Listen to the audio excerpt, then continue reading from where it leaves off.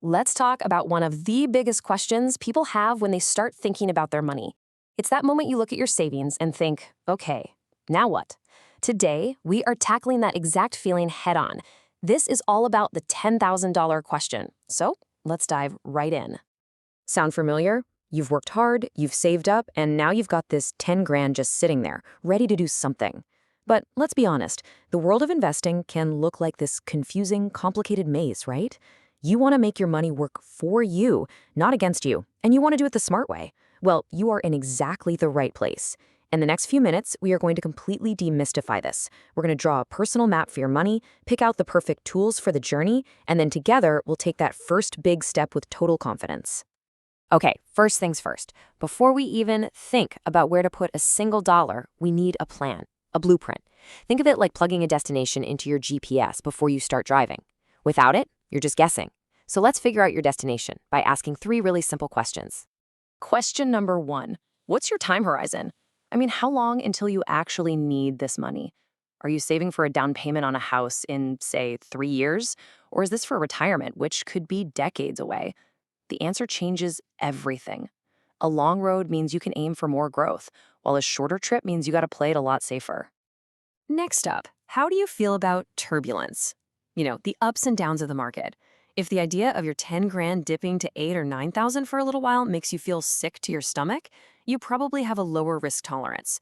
But if you see that dip and think, hey, maybe it's a good time to buy more, well, you're ready for a bit more action.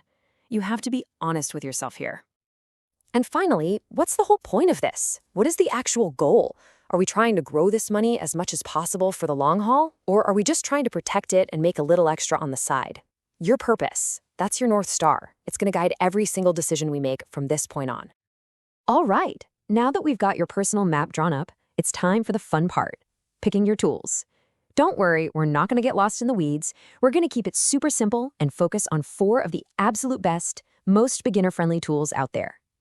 So let's break these down. Think of index funds or ETFs as your engine for growth.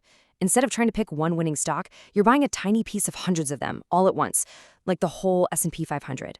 For stability, you've got government bonds. This is basically you loaning money to the government. It's about as safe as it gets. REITs, that's your easy button for investing in real estate without having to be a landlord. And finally, a high-interest savings account. That's your safe harbor, perfect for cash you might need sooner rather than later. Okay, this is where the magic happens.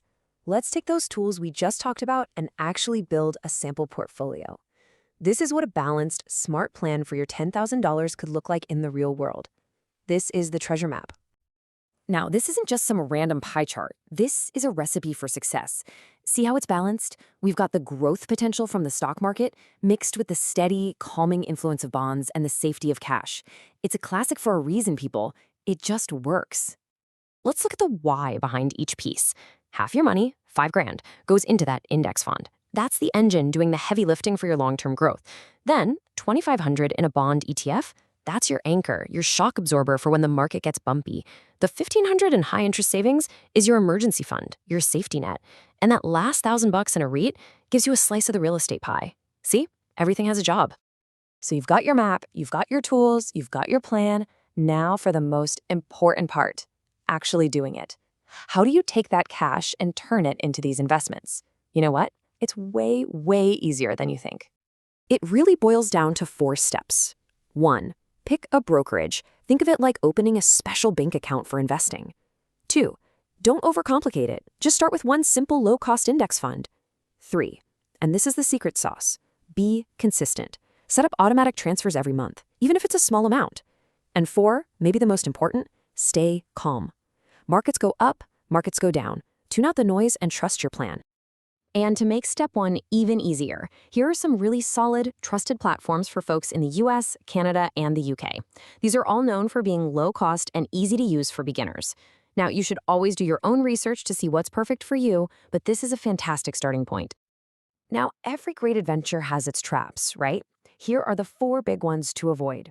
First, ignore the get-rich-quick stuff. Real wealth is built slow and steady. Second, stay away from platforms with crazy high fees. They'll just eat up all your profits. Third, and this is a big one, if you don't understand it, don't buy it. Simple as that. And finally, you have to conquer your own fear. Selling everything in a panic when the market dips is the #1 mistake beginners make. Don't be that person. And just like that, you've taken the first and, honestly, the hardest step on your path to building wealth. So congratulations. But remember, this isn't the finish line. Oh no, this is just the beginning. Your education doesn't stop today. In fact, the more you learn, the more confident you'll become. So try this. Just set aside 15 minutes a week. That's it. Read a blog, listen to a podcast, watch another explainer like this one. That tiny investment in your own knowledge will pay off bigger than anything else. So, let's go back to that $10,000 question. You now have the map, the tools, and the confidence to turn that cash into a real future for yourself. Your first 10 grand is just chapter 1. The only question left is, what are you going to write in the rest of your financial story?